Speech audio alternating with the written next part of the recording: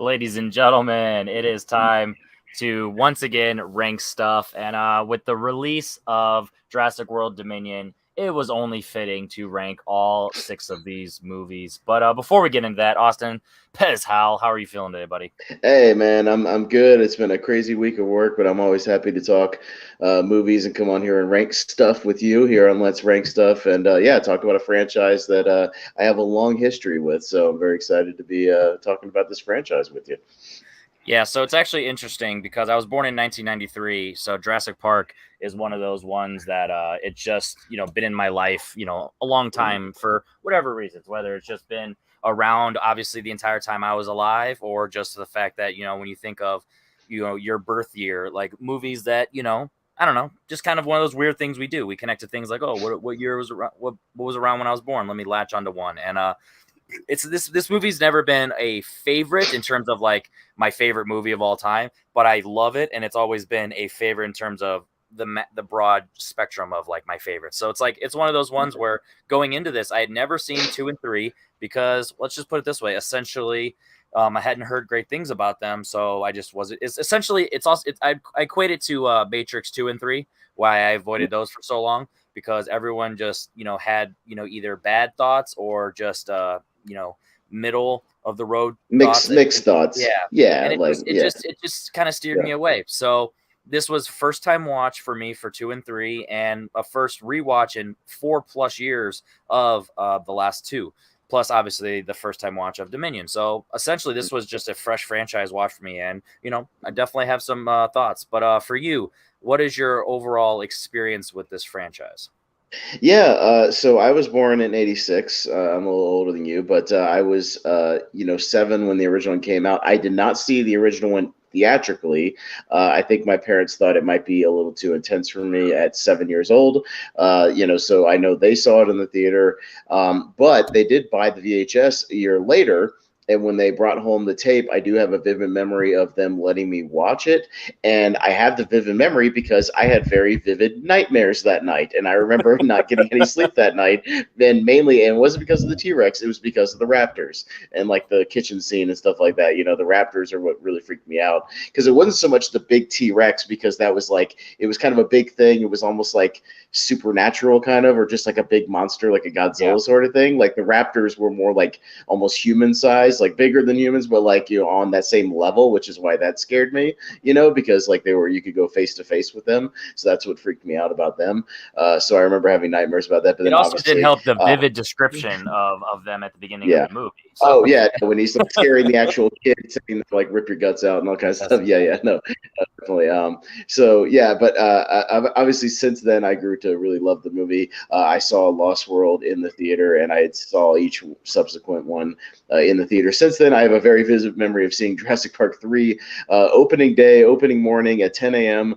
I rode my bike. I was still not driving yet, so I only had a learner's permit. So I rode my bike up to the theater, and I had a Chick-fil-A coupon. So I saw the movie, went to lunch afterwards, made a whole day of it. Opening day, saw that, had a good time, and then yeah, we had a little bit of a hiatus until Jurassic World. But I've always been a fan of this franchise. I've seen, especially those first three movies, I've seen many, many, many, many times. So I didn't even really need to rewatch any of yeah. those for this one. Like I've seen all of those dozens and dozens and dozens of times. I do have a story I tell where I took my mom, and I've seen the original Jurassic Park actually in repertory screenings probably 7 or 8 times in theaters. Like every time Okay. I've had a chance to go see it, I do.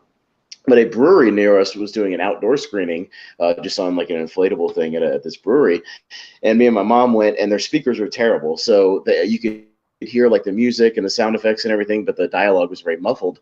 And we were sitting kind of in the back of the lawn area, and while it was going on, we couldn't really hear the dialogue. And my mom was like, "I can't really understand what they're saying." And I go, "No problem, I got you." And I started reciting the movie for her. I've seen it so many times, so I literally was reciting almost every line, including like the DNA speeches, all the scientific jargon. I knew it all 100% by heart, and I just started having fun literally reciting the movie start to finish, and realized I'd seen this movie probably over 100 times, and I could just recite it like left to right. So that Yeah, was a that's lot of funny. fun. We had I a was good. watching. I'm pretty sure. I don't remember which top. I think it was Moose's top 64, and you told that Yeah. story, and I was laughing about that because I was like, oh Yeah. god, that's hilarious.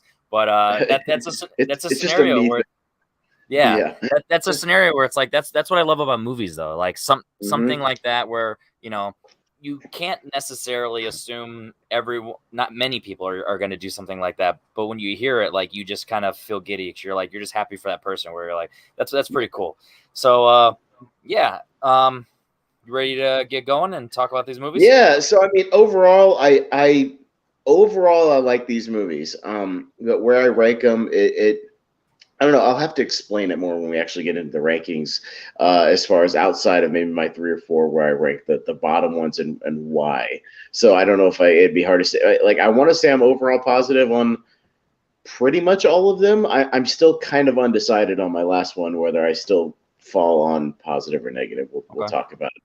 Maybe I'll come to a conclusion after we kind of discuss it. But I guess we should give a spoiler warning that Dominion will be in here in this ranking, so Yeah. we probably will be talking about details. So spoiler Yeah. warning if you have not seen Dominion yet.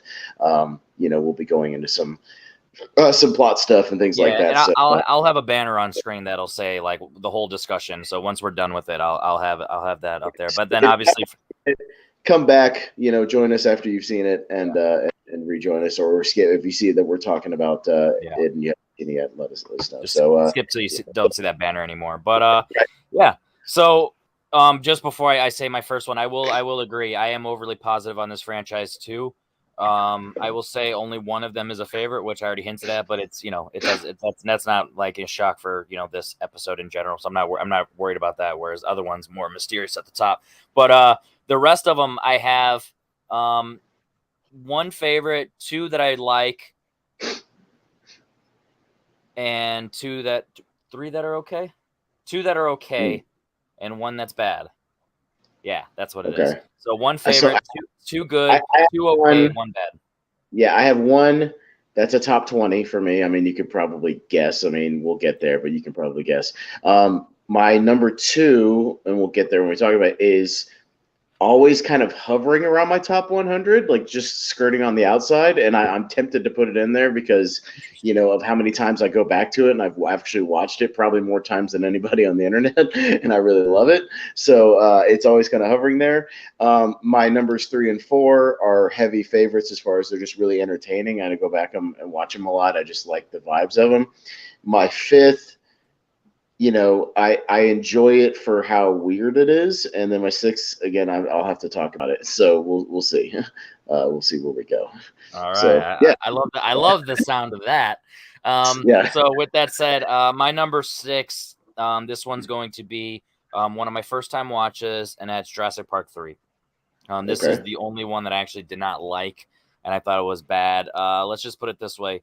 I wrote this in my letterbox review. It's 90 minutes, and I assumed it was just going to be nonstop, awesome, savage Jurassic stuff, and it's honestly not. Like it's ironic that I wish there was more, so at least it would have felt warranted for any of the story. The CG is ridiculous.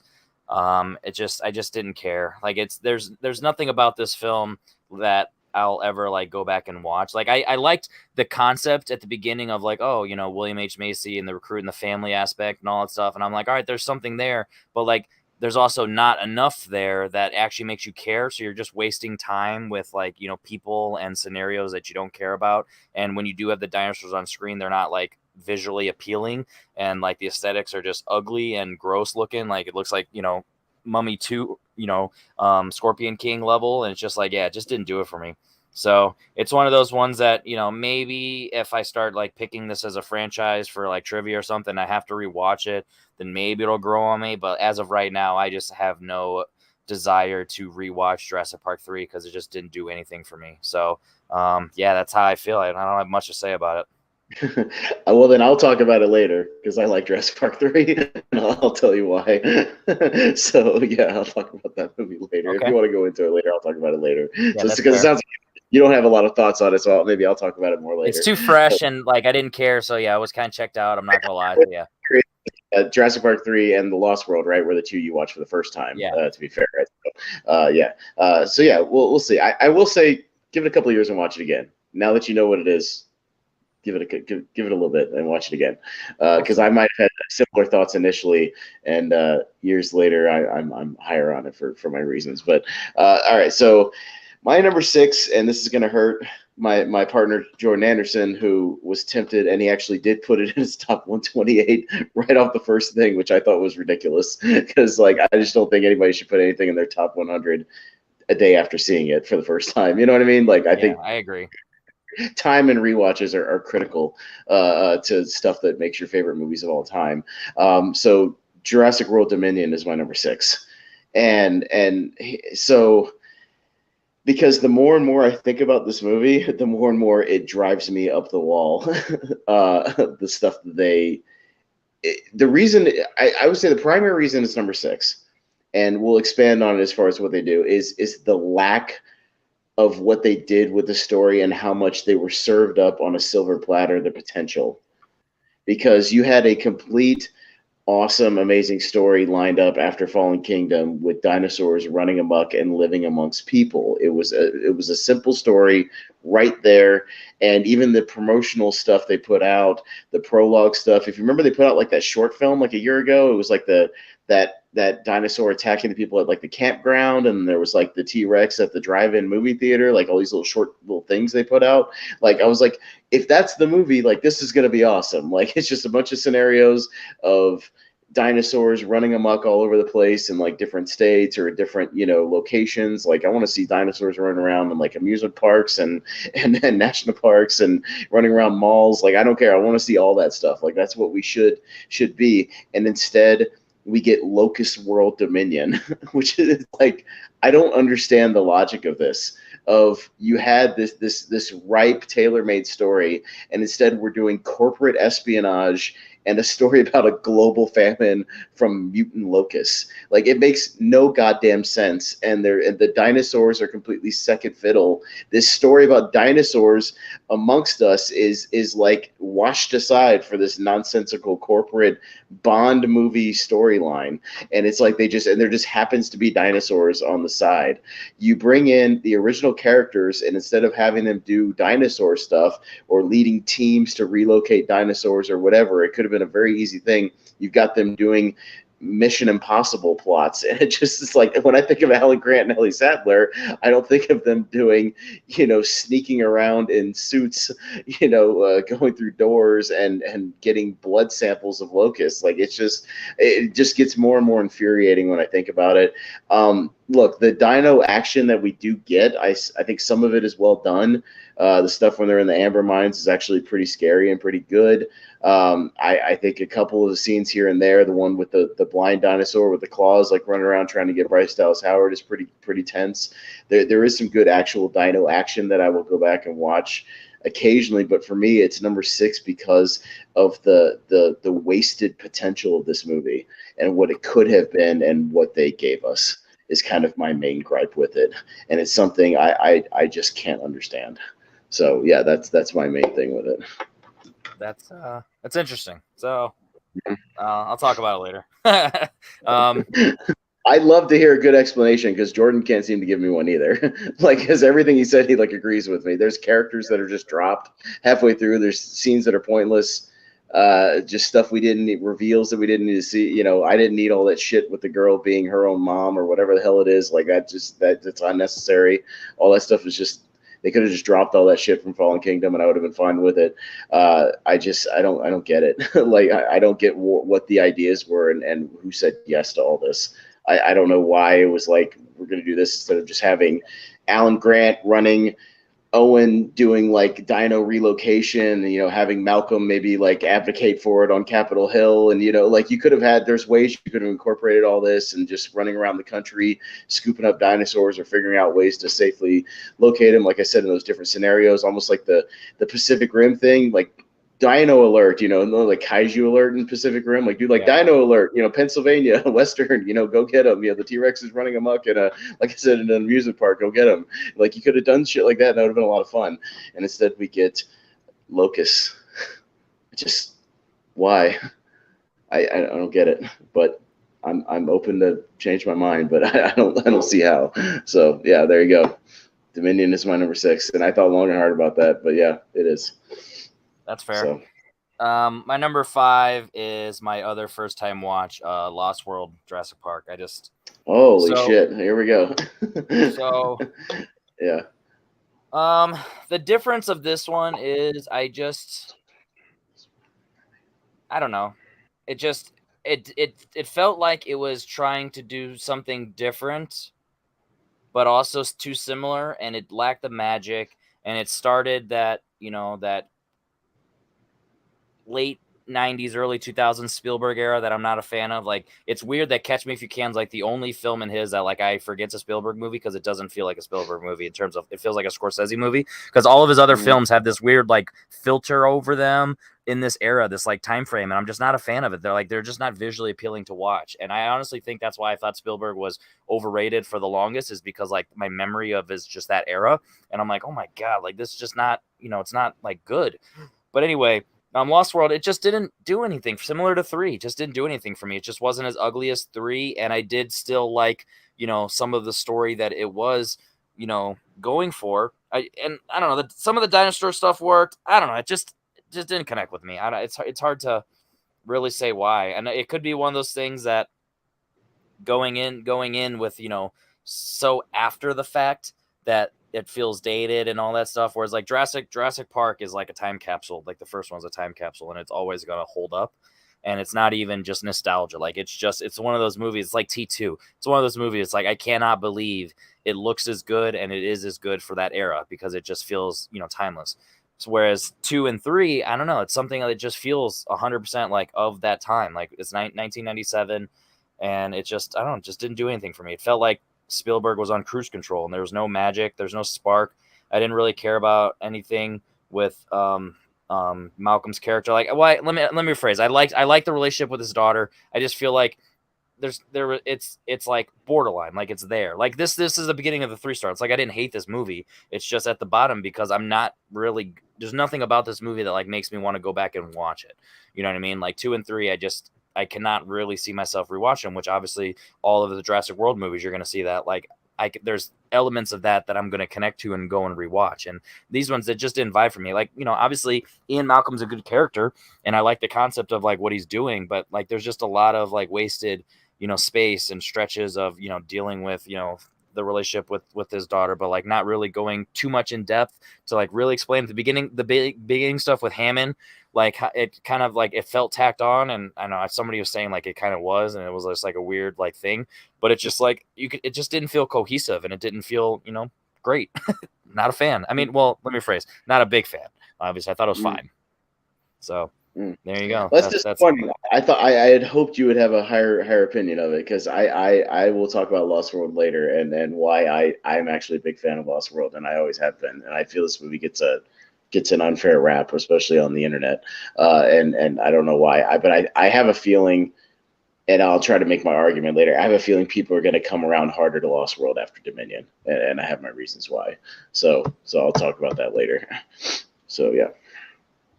Oh yeah. All right. So what is your 5? So my number 5 is Fallen Kingdom, which was my wild card going into this one. I had not seen it since the theater, and I will say I had a little more fun with it this time. It kind of scooted into like 3-star territory, because when I knew where it was going this time, I went back and watched it to just kind of. To be clear, is this only your second watch of it? I'm just curious. It's my only second watch of it. So I saw it in the theater, and then this was the one I was curious about coming back to it, because I remember just being like, what the fuck did I just watch with Fallen Kingdom, like the first time? And I'll say this, I think the first hour of that movie is a banger. I think the first hour is great. I was surprised how much I liked it. The opening scene was really good, with like the Mosasaurus and the T-Rex, like them doing all that stuff, like with the little submarine and the helicopter stuff at the beginning. That was really atmospheric and really, really good. Played kind of like a horror movie. I liked it. And then all the stuff I thought with the volcano stuff was pretty banging. I thought it was great. I really dug it. It was just really solid action all over the place. And one of the reasons why I think Fallen Kingdom skirted into positive territory had one scene that I think is one of the closest things to sort of recapture the beauty and majesty of dinosaurs since some of the earlier movies, like the scene where they're looking out of the back of the boat and like they see the brachiosaur just like standing there like about to die. Like it's a horrific scene. Like it's a gut punch of a scene, and I think it's really well done and really well shot and really well edited. Oh yeah, And I it took me a minute to think of that. I was trying to now visualize. Yeah, I it's about remember. in like the cloud or whatever, like, Yep. and he gets slowly kind of engulfed and like the music's swelling. It's really, really good. Yeah. And surprisingly like emotional. It's really good.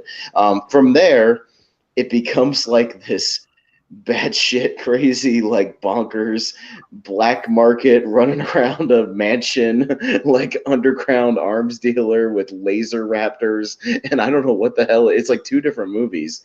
Like it's literally a tale of two movies with this thing. So I was able to roll with it this time around and just appreciate it as just this kind of wacky, almost like the movie Carnosaur. I don't know if you've ever seen Carnosaur or Carnosaur 2 from the early 90s, or these Jurassic Park ripoff movies from like the Absolutely 90s not. movies. Of course, yeah, I have. Yeah. But essentially Carnosaur, they're like these weaponized dinosaurs. It's a total Jurassic Park ripoff because they came out around like 94 or something like that. It just feels like one of those wacky B horror movies, you know, where it's just like, oh, we're gonna have weaponized raptors running around that attack you when a laser goes on you, and all kinds of crazy shit, and we're selling them underground, and we're gonna use them for military purpose. Like it's weird, but I was able to roll with the kind of, again, some of the atmospheric stuff, and some of the kills were pretty good. Some of them kind of played like some horror movie stuff, so I could dig a little bit of that. So overall, it did nudge into positive territory for me, but it's still, for me, one of the lesser ones of the franchise. So that's why it's kind of number 5. But I Yeah. could see myself going back to watch like the first hour again for sure, like pretty much all the way up till they get on the boat. I thought was pretty good. So Yeah. yeah. Fallen Kingdom's my 4, and I like this movie. Like honestly, I feel like I could even bump this one up to 4 stars in the future if I like rewatch it. Like it's just one of those where this was only my second time watching it as well, and I liked it the first time, or I thought it was good, fine the first time. I feel like I might have let the internet sway me a little bit because I gave it 2.5 originally, and I'm like my memory of it, like I never had any negative memories of it. I thought it was just fine. So like for me not to give it at least a 3, I'm like, maybe I let the internet influence me, because it's 2018, so I was still, at that time when I was being a little more critical. But like when on this rewatch, like once again, I really like the first hour as well. I actually like the black market stuff because I like that type of stuff. And in my opinion, I Mm. feel like you need to do it in the mansion like that to keep it like isolated, and you have to like the way it was set up with like a runway, how they're like putting them out on display and all that stuff. And like I was literally thinking about that. I'm like, all right, I know people don't like this. I'm trying to like think in my mind why this works for me, and I'm like, it works for me because like this guy's so rich that's like obviously that they're going to be doing this in the house because that's where else are they going to do it and keep it under wraps and a secret. You know what I mean? It just makes sense.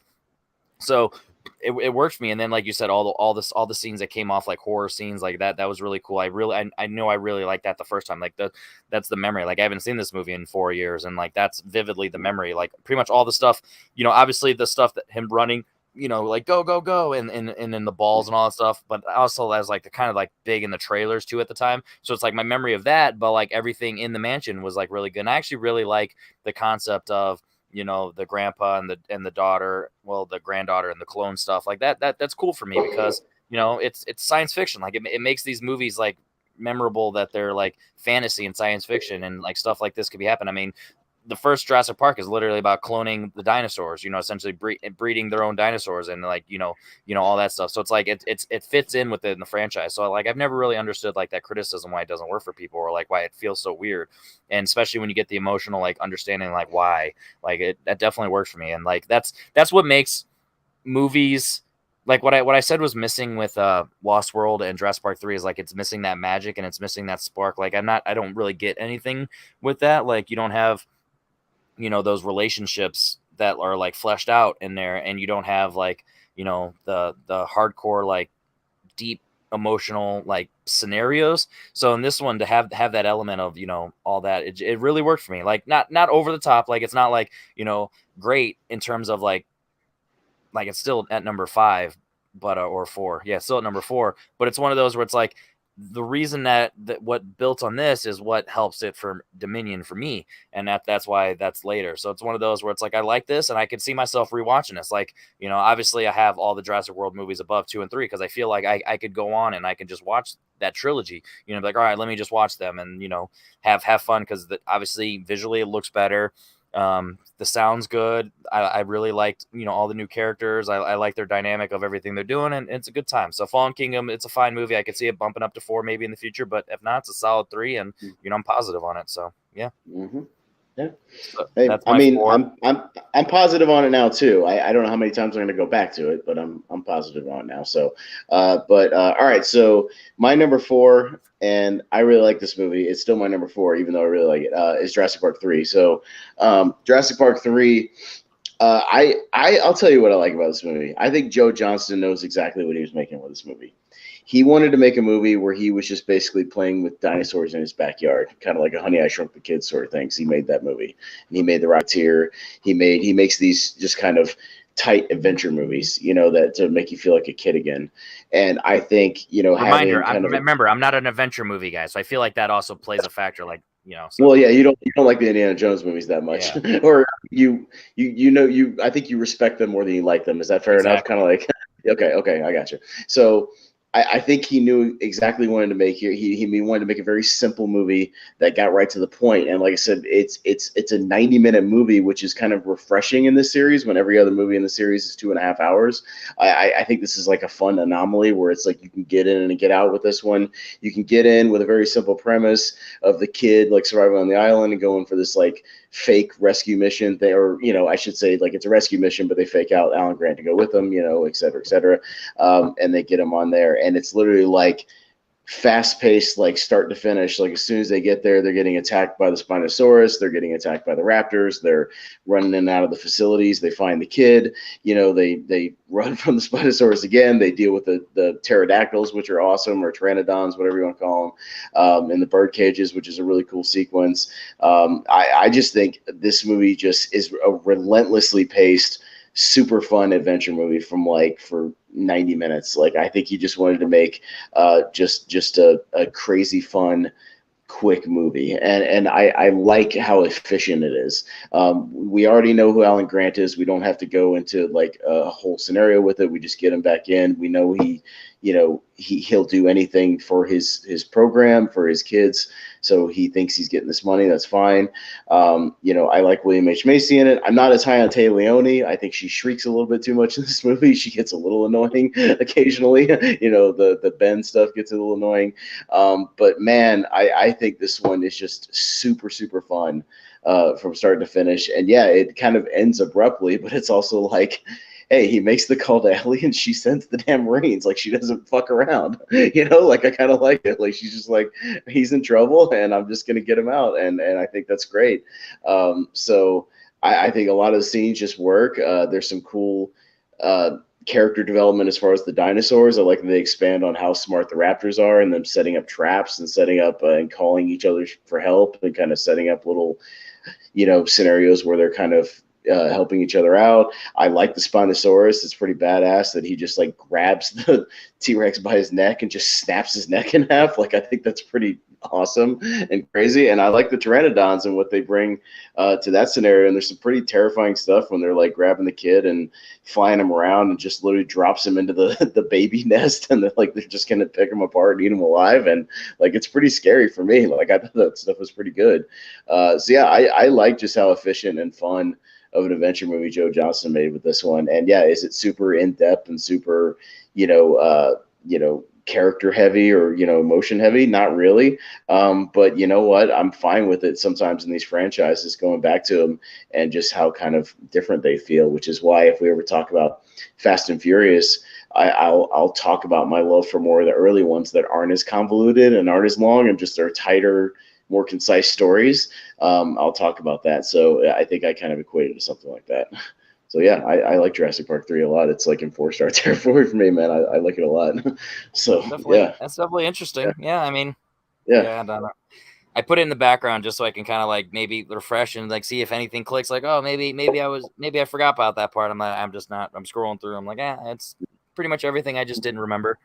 But that's, you know, like you said, maybe time will grow and it just become a. I don't want to call it nostalgia, but it could just become one of those things where it just, you know, the franchise. I become a fan of the franchise, so obviously, you know, it's like that little brother where it's like, all right, come on, come play. You know what I mean? Come join along. You never know. Yeah. So I don't. We'll see. But my number three. So the difference between my 2 and 3 is I'm missing a little bit of the emotion. I'm a sucker for emotion. Like we talk about this all the time. Mhm. And my number 3 is Jurassic World.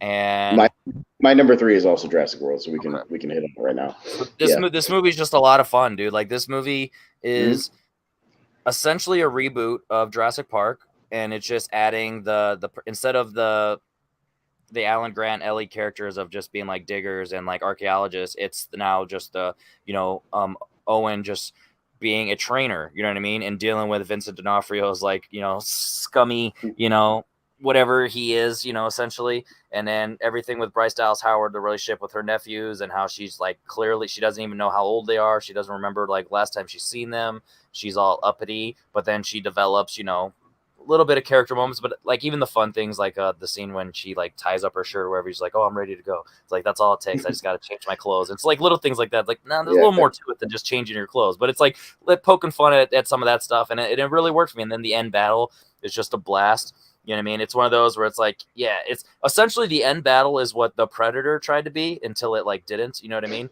And it's Mhm. like, you know, you get Yeah. one Predator versus the bigger Predator. You know what I mean? It's like, yeah, Jurassic World did it way better, and you know it's just a fun time, and it's a little long. Like I guess that's really my only issue with. That's not even an issue, but it's like that's the only thing that like separates it from like being borderline 5-star even, because it's just a little long, and it's like rewatching it. You know, it's like, all right, you know, I can rewatch highlights of it, but like, you know, all the stuff like when they're in the car and they're going through, and like I feel like a lot of stuff stretched out because like the tension's No, not there. Like I think the first hour and like 15 minutes of this movie breezes by pretty damn fast. Like yeah, it's like I think there's a weird middle. The second act just yeah, does a thing where it's like, it's after, and I want to say it, I can almost pinpoint it's after the strike team gets taken out by the Indominus Rex. You know, like you think it's like the badass Camouflage, guys that are was there. awesome. Yeah, like that was cool. But like you see these like badass guys, like I like the Asian guy, and then like Tate Fletcher is like one of these stunt guys who's in all these movies. But like you get the badass guys and they get taken out, and like it's kind of it's a cool scene. And then yeah, it gets into that weird stuff where they're just kind of roaming around with like the old car, and like there's the throwback stuff. Yeah, and they're kind of just making their way back to the there's a stretch of like 20 or 30 minutes in there where it kind of drags until we get to the climax. But yeah, I do agree. But I think that first hour and 15 is pretty efficient. Like I think it Because moves it sets very, up very the fast. world, no pun intended. Like Yeah. it literally sets up like why this exists, and it really worked for Mm-hmm. me. And like it, you know, it's like the scene when like the big brother being a dick, but also like still being a big brother, and like, you know, Mm-hmm. you don't completely hate him, especially because if you've been around, you know, a little kid, like you kind of understand it. But, like the scene, like I don't remember which dinosaur it's called, but the one in the water, essentially the whale one, where it jumps The up and Mosasaurus. Yeah. yeah, and then it splashes, and then the brother just like he's laughing because, you know, he's wet, and you'd assumed he would have been a dick by, oh my god, it's so stupid, I'm wet, but like he actually like laughed and he felt it, you know what I mean? So it's like it has little moments like that where you build up that relationship and you actually care about these kids, and you know, so Yeah. you know, and then the scene like when he's crying, he's like, you gotta suck up.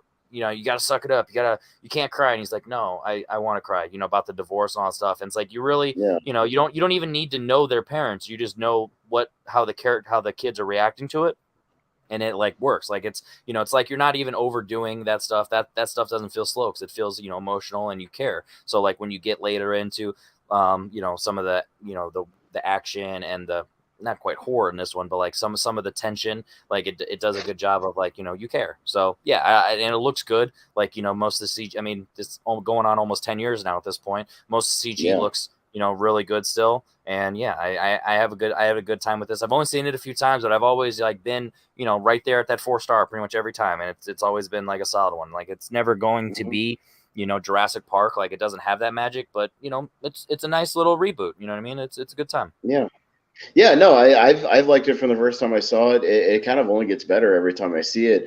And I'm a big amusement park guy. Like I go to Universal Studios a lot, and like I'm just an amusement park guy in general. So I'm even just fascinated with the stuff at the beginning, just seeing how you know Jurassic Park basically coming to fruition. You know, that was the tagline. The park is open. You know, like even just seeing the inner workings and like the little things about the amusement park and like how it works with the dinosaurs. And like I even just enjoy exploring a lot of that stuff, and just when they're Yeah. going around and seeing like, oh, this one's also has like fast passes and wristbands and a Margaritaville and like just all the silly stuff that like all these amusement parks have, and the way they kind of have all the shows, like the feedings and everything, like all that stuff is just interesting to me. Um, yeah, I like Chris Pratt. He's got a good presence in this movie. I think he's a lot of fun. And yeah, seeing kind of where Bryce Dallas Howard is in the beginning of this, and just all the silly corporate stuff, like how they're quibbling over like Verizon Wireless presents the Indominus Rex. Like I Yeah. enjoy stuff like that. Just corporate sponsorship is such a silly thing of like, but there is stuff like that in an amusement park. It's like Sprint presents, the whatever experience, Yep. like there is stuff like that. I almost wish the Masrani character, the kind of guy who's like running the place, the billionaire guy who's like flying around in the helicopters. I almost wish they didn't kill him off. I kind of like that character. Like he has a nice presence to him. I just like even the subtle stuff where he's just like, no, like how are the animals like feeling? Like not like don't give me numbers. Like just like talk to me like a person. Like and he has his kind of wannabe badass moment, but then gets taken down where he's just like, I'm the only one who can, like, and he flies in and he still dies. Yeah. But like, it always kind of hits me when he dies. I wish he'd hung around. Vincent D'Onofrio was always just a good kind of little scumbag, just kind of looking out for the corporate, military interests and all that kind of stuff. But yeah, I find a lot of the stuff in this movie fascinating, and a lot of the concepts in it are good. And yeah, I think it's a solid reboot without having to rely on the older cast members necessarily, or too much, nostalgia for the other one. You get enough of the nostalgia stuff with the Jake Johnson character, like wearing the old T-shirts and being like a fanboy of like, buying all this stuff off of eBay and shit like that. Like I dig that. Yeah, I think the whole thing just works, and I think it was a nice kind of restart of the series without being a complete clone of the original, because it does have that dynamic of it being open or whatever. So yeah, I like it a lot. My favorite scene of the movie is the raptor scene when the new guy falls down, and then Yeah, Owen has to go in there and protect him. Like that's hands down like my favorite scene, because it just does a good job of setting up what Owen is afraid of, B, what he's built, and then C, Vincent D'Onofrio's character. Like, oh yeah, see, it can be. You know what I mean? It does a good job of like. Vincent D'Onofrio's acting is good in that scene because he's just kind of leaning on the railing, just like looking at it, because like he knows, he kind of has a hunch that everything's going to be fine. Like he'll get it under control, but he's also kind of like, if something happens, he's still fascinated at the same time, but like he's just watching it work. And you can see the wheels turning in his head of just like, I think this kid's got something here. You know what I mean? Like I like watching him in that scene. Like even just his eyes, like you can tell, like his wheels are turning. Yeah, that's a great scene. Like there's a lot going on in that scene, like a lot of different scenarios. Yeah, it's a really good one. So, yeah, it's really well. Yeah, that was easily like that's my most memorable. It was like, oh, that scene's just tense, and then you got everything with Omar Sy's character just in the background, just his friend, but he's like close the gate. He's like, what? He's like, just trust me. And then I forget, like he does a thing where he backs up and he just runs under there, kind of like Indiana Jones style, with and it was just like, all right, that's a cool touch. So yeah, I had a good time. Oh, and then there's a nice little callback that they end up having in a Fallen Kingdom, where it was he was like, oh yeah, I'm on a bike, I rode a motorcycle through the jungle, from some dinosaurs and all that stuff. It's Raptors. like Big deal. lines like that where it's like, yep, that he did do that. So it's like it's a real scene. It's a fun time. So my number 2 is one you've already talked about, Dominion. I like this movie. All right, so, tell me. All right, so let's see. First of all, I want to get out of the way. I emotions really get me in terms of like character stuff. So like the family dynamic they built up, how they're not necessarily holding her captive, but like how they're like protecting her from the corporate whoever's trying to steal her. You know what I mean? And they do a good job of like building up her character of her trying to get away and essentially feeling human. You know what I mean? You forget like she's a clone, but like she feels human. There's relationships. So like later in the movie, like you're not my mom, but then later like, oh, those are my parents. Stuff like that. It builds up because like you can have those moments with these characters, whether it's kids, teenagers, whatever, where they just don't clash. Whether they don't connect because of the age, or just they're missing something in terms of they haven't been around for long enough, or they've had a gap or whatever. So like when you have like true, when you're pushed back against the wall, your true like heart and emotions really come through. So the fact that like you have plenty of scenes that do that, that does a good job. And then I'm looking at, I forgot the character's name because I've only seen it the one time, but Watts.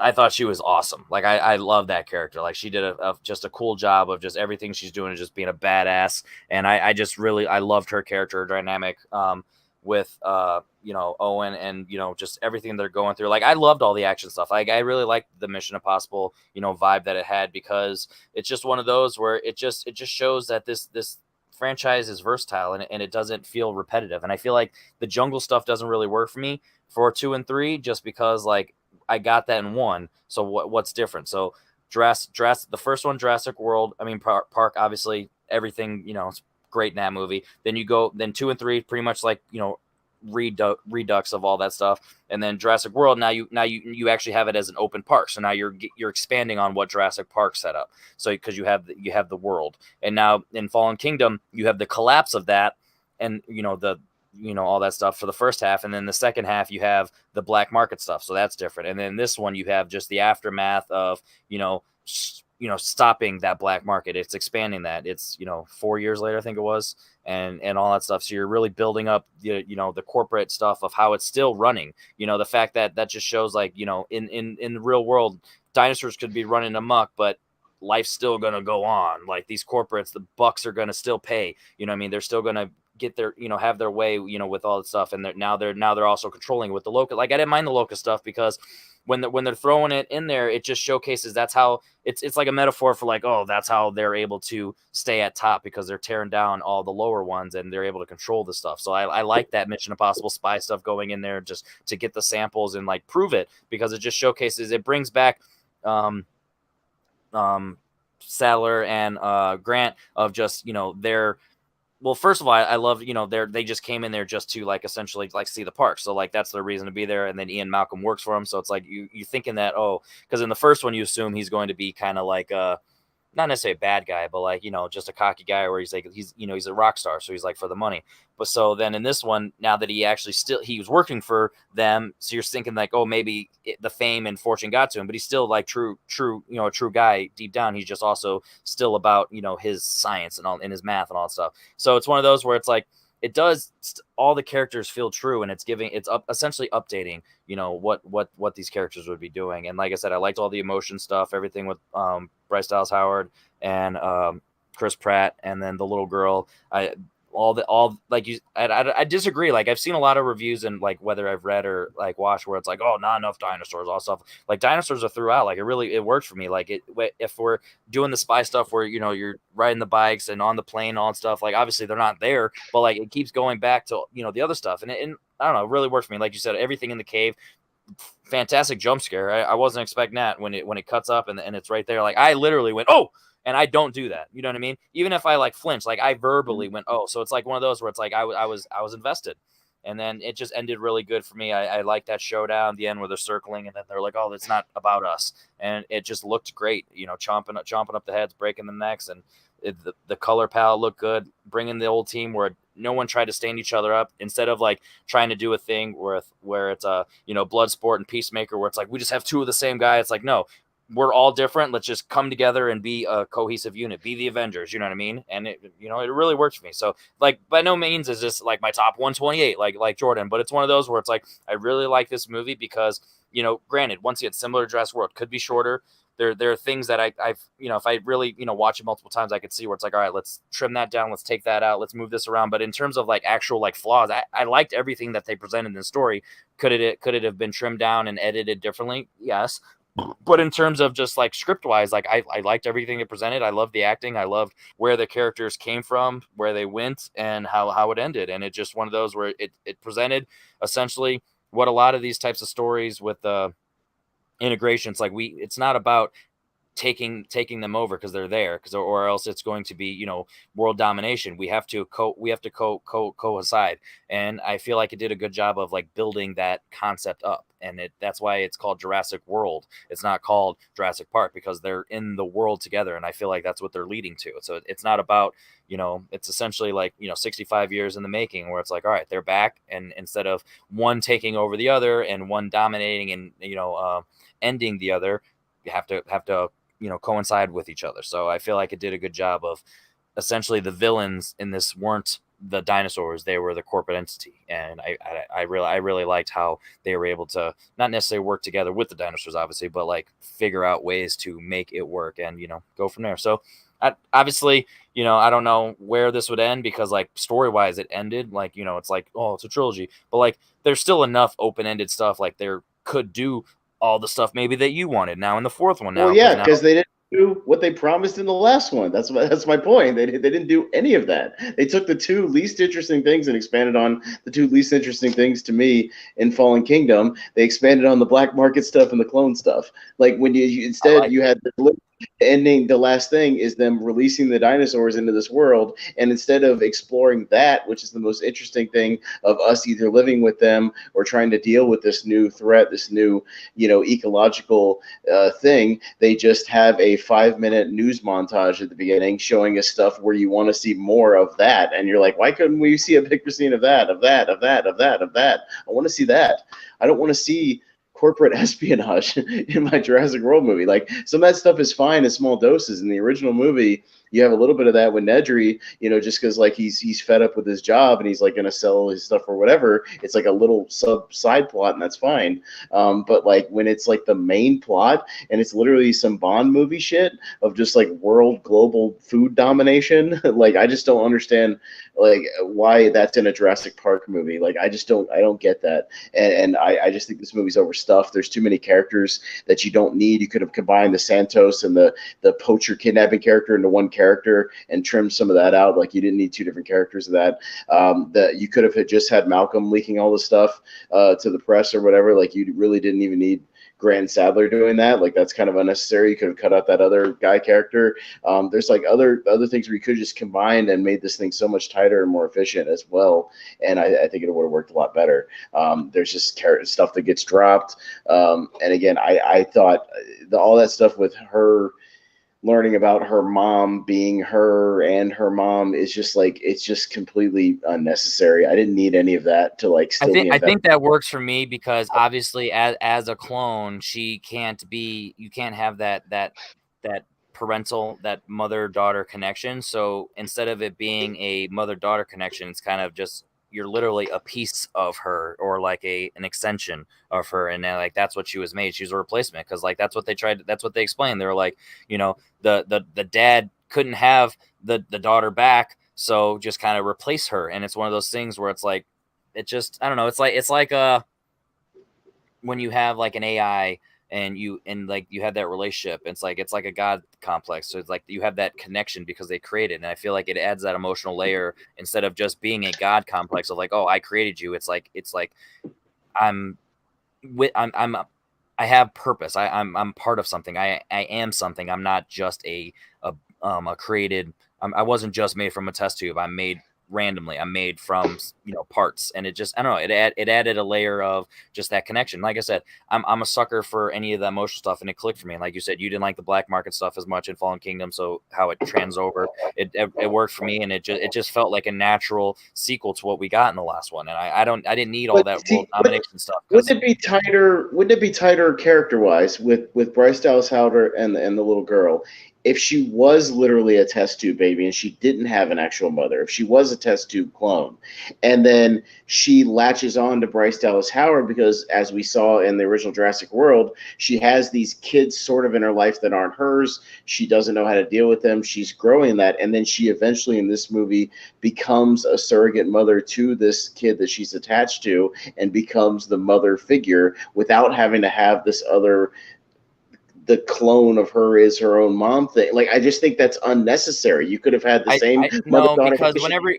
every subplot. movie that every movie in real life that you have where it's an adoption or something like that, the kid always wants to have their history or their mother or all that stuff. So the fact that you're able to, instead of having to find her because she died, it's kind of like a recreation. It just and that it feels like a pregnancy essentially, because instead of just being pregnant and just having a baby, it's like, oh, we did this cloning thing and kind of like just replaced and just kind of extend it. So it's like it makes it feel more like a person, and that instead of like the test tube thing. So all the emotions, and it makes sense why she's emotion has full on emotions and has a personality, because it's an extension of like what her mother was. Whereas for the test tube, I feel like you're if she has all these emotions, like I don't know about all that because she's a test tube. You kind of it just feels like oh you forget that she's a test tube, but this one she feels like a person. So I don't know. It works for me. So yeah. Just it didn't work for me. So I mean, it just shows Well, that that what this obviously activity. that's how we're always going to be on movies. I mean, Yeah, like you don't like yeah, Arrival, and like Arrival is amazing because it's amazing, and you're a crazy person. But like it's all that emotional stuff and the tears yeah. and the crying and all that stuff, and you're like, I don't care about that. So obviously, that's always one thing that we're gonna differ on, like in terms of personality and like interest, and Mm. like that's why I love that. But go ahead and tell us why Lost World doesn't deserve to be 5.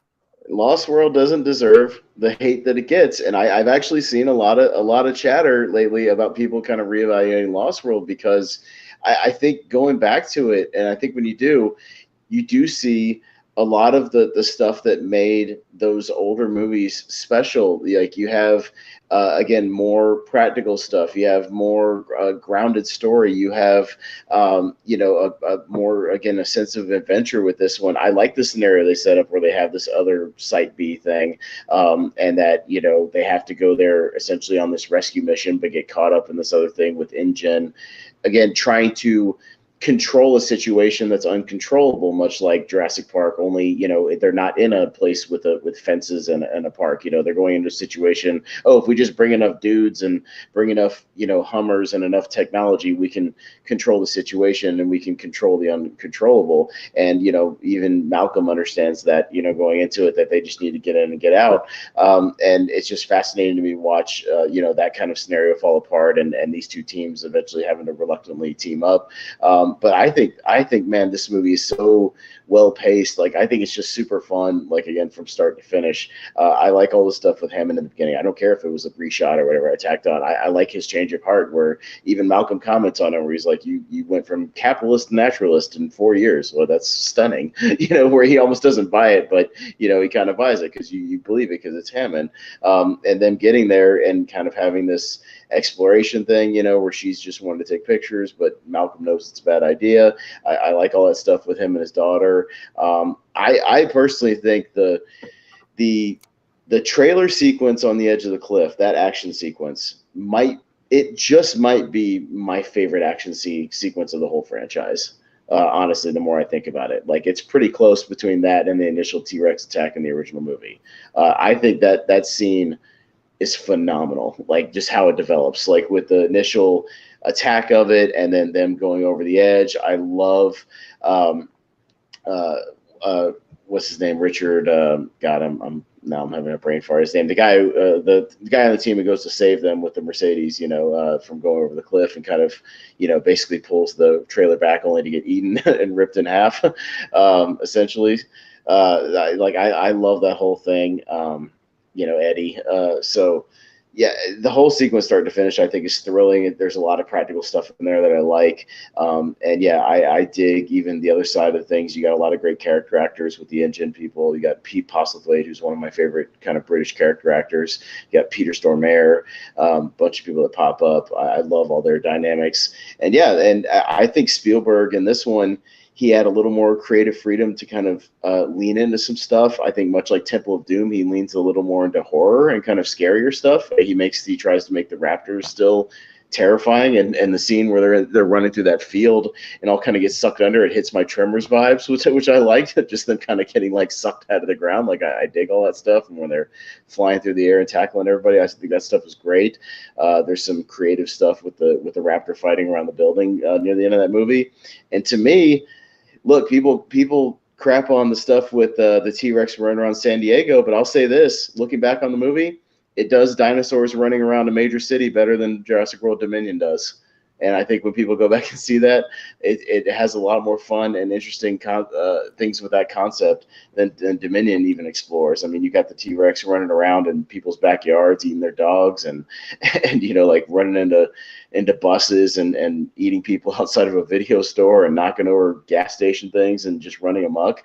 I think that stuff is a hell of a lot of fun when you go back and watch it. And when you look at the behind the scenes, Spielberg wanted to make a Godzilla movie essentially, and he kind of did. So it hits my Godzilla itch for that movie. So I really dig the dynamic between Malcolm and Julianne Moore. I think it's a good little thing. And I just think this movie kicks from start to finish. The score is awesome. It's not quite as good as the original score, but I think it's a lot of fun. And I just think it's a really, really solid adventure movie that has aged better than a lot of people give it credit for. And a lot of people did initially. And I think if people would go back and watch it, I think they would have almost as much fun as the original. Yeah, I love this movie, man. I've gone back and watched it so many times, and it's hard to almost articulate it, but like I just have so much fun with this movie, and I just think it works. So yeah, I like a lot of the different dynamics in it. So Well, I dig it. because I just don't share. I didn't share any of that on at least after one watch. I mean, it could be one of those just like Yeah, even Fallen Kingdom where I didn't know what to expect, so just on face value, nothing clicked because I just like, oh, that's not what I don't know. But in terms of after first watch, I'm just like, I didn't hate it, I just didn't like love it, and it's like I don't like even in the description, like I felt bad. I'm like, oh, maybe I just didn't pay attention enough, or like because it's a fresh watch, I didn't have enough conversation. But like I had plenty to say about Dominion, Jurassic World, and Fallen Kingdom after talking about it. So it's like clearly it made more sense now. Like it's one of those where I solidified for myself personally like my ranking because like of just the conversation of what I was able to like recall. Because like when I do these, I don't like to take notes because I like to have that natural just right. recall of like Yeah, these because it just feels genuine of like how I feel about them. And this is a perfect example of that because it's one of those where like first time watches with they're out there in the public for a long time. Like people know Jurassic, the franchise, you know what I mean? Whether they've seen it or not, whether they like it or not, they are at least familiarized with like these movies. So for me to go in there fresh and to like, I don't, this, I don't let people buy, I don't let the bias, at least in my current day, I don't let the bias get to me. So like Jurassic 3 isn't my least favorite. Just like, if anything, Fallen Kingdom would be at the bottom because that's the more popular pick. You know what I mean? So it's like the fact that I have Jurassic 3, like that was my personal opinion. And Lost World is like, you have it at 2 and I have it at 5. It just, I feel bad, but it's like I'm happy for you that, you love it and it works for you. It just, unfortunately did not work for me. But guess what does work for both of us? Well, yeah, I think it works for. Well, I think we can safely say the internet and everybody is pretty much correct about this. Like, I don't think like that's not just the internet thing. I mean, if you don't love Jurassic Park, I think it's safe to say you might just not have a soul in your body, because I think it's just one of the greatest action adventure movies ever made. Period. I like it's top 20 material for me. Like it's up there. It's only because there's movies like Jaws that I just like slightly better, but it's nothing against Jurassic Park. I've seen this movie well over 100 times. Like I said, I could quote it start to finish. It's as close to a perfect movie as you can get. Fantastic character setups, fantastic locations, practical filmmaking, cinematography, one of the greatest John Williams scores that he's ever done, that works on all kinds of emotional levels. It's a beautiful movie emotionally as well, that gets you invested in your kid love of dinosaurs. And yeah, just tense sequences throughout. And yeah, just good comedic beats here and there, and great finales, and just good character dynamics throughout the whole thing. Jurassic Park is the total package. Yeah. So yeah, fun fact about this. So before all my issues with my internet stuff the last 3 years, before that, my former friend and team partner for a while and like faction man and all stuff, Mike Hanley, this is his favorite movie of all time. So there's one of those ones where like after all of our issues that we had, and then me coming back and like deciding like, oh, where I'm at with movies, blah blah blah blah blah. I'm not saying I actively was like, oh, I don't want to like that movie because of him, but it's one of those where I'm like, I want to disconnect. Just like with me with the other guys for personal, reasons of, me and my team partner, we literally were named the other guys. So like for a long time, I'm like, I don't want to really connect with that. So it's just kind of like awkwardness.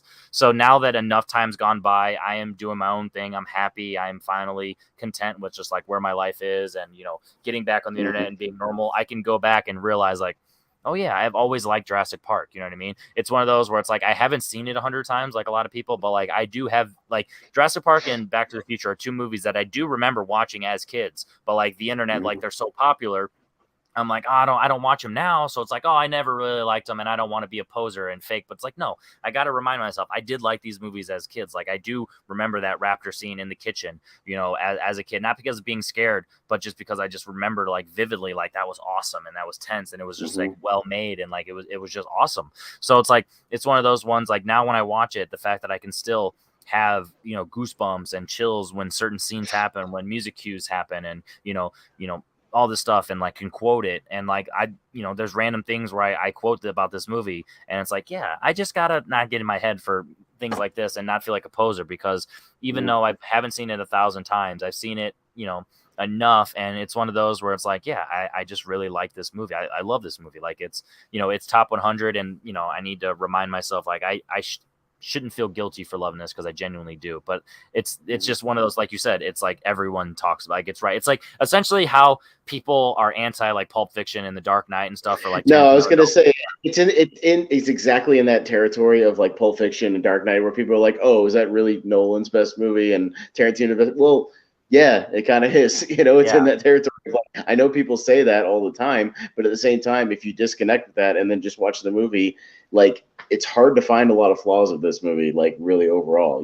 Like, you can nitpick little things here and there, but like finding any major flaws with this movie is really difficult. I essentially, I honestly probably should have this. Like, I should have T2, Jurassic Park, and Back to the Future like right next to each other, in terms of just like the fact that you're sure if you want to nitpick little things, but like for what these movies are, they are perfect, like for what they are, and it's hard to change anything, and it's crazy, and it's like, it's one of those where it's like, I probably might do that right now, you know what I mean? Just talking about it, it just makes me happy. Like, you have all the scenes, like you said, you built up everything with Grant, just how, with the kids, his relationship with Sadler, and then how it just later gets on to like they're not together, and it just keeps going on. But like in this movie, they should be together. But like, it kind of just showcases, like, which I did respect a little bit in Jurassic Park 3, kind of his PTSD. I feel like it just didn't do it enough, but it started there, like, everything, but it kind of how it carried over, and it's like, oh, this is actually affecting him. And then everything with Ian Malcolm's character, like I said, I really like that he's comic relief and he's quotable, but he's also like got smart stuff to say, and he's actually, not just comic relief. Like, he is a scientist, or what is he? Math? No, chaos theory. So he's a scientist. Chaotician. Yeah. So it's like the fact he's able to do that, and honestly, like, even though John Hammond is like the reason for all this chaos, he's not a bad guy. He's not an evil mustache twirling, like, he's not even greedy. Like, he's willing to spend the money that he needs to spend to make it a good time and fun, and he's also willing to just essentially just have a good time. And then at the end, he shuts it down. He's like, yeah, that's it. No, yeah, absolutely, no doubt. You know what I mean? It's one of those where when Alan Grant's like, I'm not going to endorse your theater, your park. He's like, yeah, me neither. Like, and there's that moment where it's genuine, when him and Ellie are sitting across from that table and he's eating the ice cream, and he just has that moment where he talks about the flea circus, about how he set up the animatronics as a kid with the flea circus, but people, would pretend like they saw the fleas. And he goes into that monologue and he talks about, this time I wanted to give something that wasn't an illusion. I wanted to give something to the people that you could see and feel and touch, and something that was genuine, like have that raw emotional experience, that I could give something back to the world, not just like an animatronic, not just like something that's fake, like something that's real. Like, that's the whole thing in the series, is everything's about good intentions, that just go wrong. But like, you can see the regret in his eyes when people are dying, and and like, but he has to have that realization, when it goes wrong. But yeah, he's not a bad guy overall. He just wants to give something different to the people. He's not in it necessarily for the money or for greed or anything like that. Maybe the lawyer guy kind of is, when he's just like, oh yeah, we can charge $10,000 a day, whatever. And he's just like, no, like, we're gonna do that. Like, I just want to like give this back to the people. So yeah, he's not a bad dude. That's what's separate. Exactly, and that's what I like why this movie. And that's why it sounds like harsh criticism of 2 and 3. Like, I'm like, it's missing the magic, but I'm like, this movie just has it all. And it's like, it doesn't feel cheesy or cheap. And it has like the scares and the tension, like the whole scene with the T-Rex in the dark and the rain, not only obviously looks fantastic, but like, it's horrific. Like, honestly, I'm shocked that people don't really consider this a horror movie. Like, this movie's honestly more of a horror movie. It is a horror movie. Oh, I absolutely consider it a horror monster movie. Yeah, it's a horror movie. Absolutely. When we did horror movies in the 90s, we had it in our top 10. This is absolutely a horror movie. Because it's one of those where it's like, I consider this way more of a horror movie than Jaws, and I fully consider Jaws a horror movie. You know what I mean? Like, but I think this movie is more horrific, not only for the long stretches, like the amount of scenes that are horror, but just like the actual horror itself. And it actually shocks me that Spielberg hasn't done another like full horror movie, because he did a fantastic job in this. And it's like this movie is why you believe that he had a hand in Poltergeist. You know what I mean? And like part of like the Twilight Zone. Like you like oh, he's got it in him, and just he wants to stick to his family. when Ellie's like when she's like flipping on the switches down in that little like control area or whatever. She's And she like, turns "Mr. and it Hammond, pops we're through. back in business," and it pops through and like Yep, almost eats her right there. That's a jump scare. It's a horror jump scare, and it's exactly. like it's a horror chase sequence. If that was Michael Myers or Jason instead of a dinosaur, you would consider that a horror scene. That's my argument. Absolutely. If that And was, I and if I that and was I agree. machete at her, then it would be the exact same thing as like a slasher movie. And that's exactly the same thing with Muldoon when he's in and he's lining up the raptor for the shot, and the raptor comes out of the side and he does the clever girl thing and gets eaten. That's a horror scene, man. Like all those scenes are horror movies. Like there's body parts everywhere. Like people are getting eaten left and right. Those are all horror movie sequences, dude. Like I will absolutely argue that till my dying breath, dude. It's absolutely a horror movie. I'm actually going to put a poll on the Facebook group right now and just say, is Jurassic Park a horror movie? And the only two options are hell yes or absolutely not. Like there's no in between. It's either yes or no. Like I Yes, mean, you can have a horror movie with family elements and yes. adventure and all that stuff, but like the concept of this movie is a horror movie. You know what I mean? It's like yes, this is. So yeah, I'm glad It's we agreed on that. amok and causing chaos and eating people and people running and tense scenarios, and yeah, that whole kitchen sequence, I'll tell you why. Again, there's little moments in that amp up the horror, which makes again make me want to see we're doing horror. There's little things with the sound design when you see the feet and doing like they take the step and the And step and tapping you on just the see that claws. tapping with the claw, click, click, click, click. Like those little things are the things that give you the goosebumps, where Yep. you just see that claw and you're just like, oh shit. And when you realize that's the claw that, again, Grant had in his pocket, like that's, the setups, and you see one Yep. in action, like what it can do. And like all that stuff is when terrifying, it man. when it It's when it opens the door and it just slowly creaks and it's like, oh my yeah. god, it's like rub it in your face, like I'm coming, like here's Johnny, you know what I mean? It's like, oh my god, like that. Well, Yeah, here's Johnny. The door locks. Ellie boot up and the thing's right there behind the window, looking at him. Like that's a horror movie scene, dude. You don't think that's the same shit in horror movies when they duck down and they look back up and the killer's in the mirror? That's the same shit. Like that's what I'm talking about. That's the yeah. exact same sequences, exact same scenes. And Yeah, this movie's absolutely. over 2 hours, and if there's at least 30 minutes of pure horror, that counts for me. That's horror because That that, counts. yeah, Yep. absolutely. So yeah, I'm glad we at least agreed on that. And yeah, this is actually on fun fact. This is the first time I've genuinely had a conversation about Jurassic Park. So like this Okay. is now I am 100% confident like I'm a fan of this movie. Like not that I've never not been, I've just never really talked about it because of just that awkward thing. It was like I don't want to step on anyone else's toes. So it's someone's favorite. It's like if someone right now was like, "Oh, let's talk about the Big Lebowski." I'm like, those are some big shoes to fill. Like I'm the Big Lebowski guy. You really can't. You know what I mean? Yeah. Or like you with Tremors. Imagine someone trying to talk about Tremors. You're like, all right, who's trying to talk about Tremors? I'm the Tremors guy. It's like, all right, I don't want to do that. So It would with be that situation, Tremors or yeah, if we were talking about when we did Alien versus Predator and like somebody wasn't big on aliens and I just wouldn't get it. You know what I mean? Like yeah. I just not So understand it. it's like Like why now they enough wouldn't. time's gone by. I'm like, all right, this isn't my favorite movie by any means, but it's in my Mhm. top favorites. So I'm definitely I got 100%. I'm happy I finally got a chance to talk about this movie. So you. Yeah. yeah, this is an interesting rank. It's actually not as bad. Once I did the math, it's not as like the final ranking. Okay. You're not gonna hate it. That's fine. No, number 3, the only one you are gonna hate is number 6 is Jurassic Park 3. I don't hate that because I get it. I know, Henry, that I'm in the minority on that one because I think it's the one people just kind of brush aside and forget about it because it's kind of an anomaly of the series because yeah, it's not as dense as some of the other ones. Yeah. So I mean I get it. I just think it's if you can, just dismiss some of the I just think it's a fun action movie, a fun 90-minute action movie. That's That's all. fair. Like I think it's just a breezy, fun action movie. I'll give So you yeah. that. Number 5, Jurassic World: Fallen Kingdom. Hmm. Number 4, Jurassic World: Dominion. Our number 3, Lost World: Jurassic Park, and our 2 Justice that for we had Lost in World. common, just Jurassic World and Jurassic Park.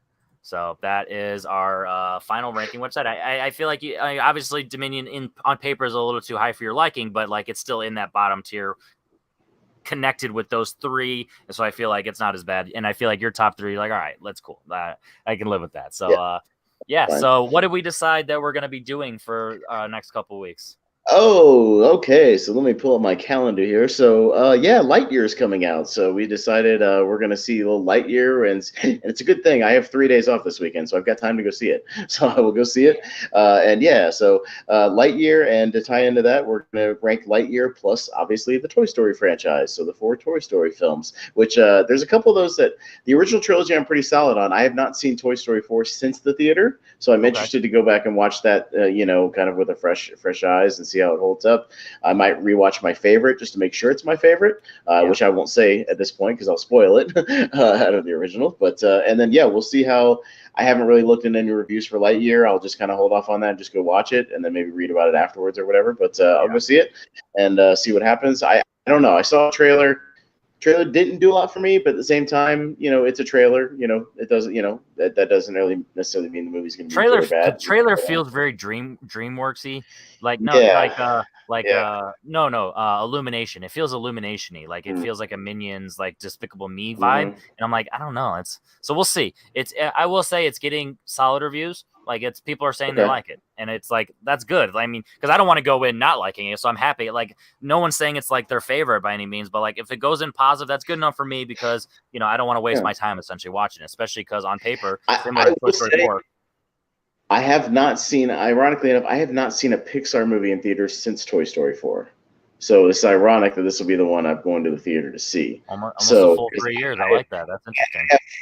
I have fallen off of a lot of Pixar and animated stuff over the last couple of years. I haven't watched a lot of them. So, it's But that just doesn't one of even those become a things. grumpy old man. It's just not quite Yeah, enough. I'm a old man, then I just don't want to watch animated. I don't have any kids. I don't, I'll say this. I do have, my sister has a kid now who's 6 months old. So when she gets old enough to watch movies, I'll be watching more animated stuff with her because she's already charged me with her movie watching, education, which is a smart thing to do.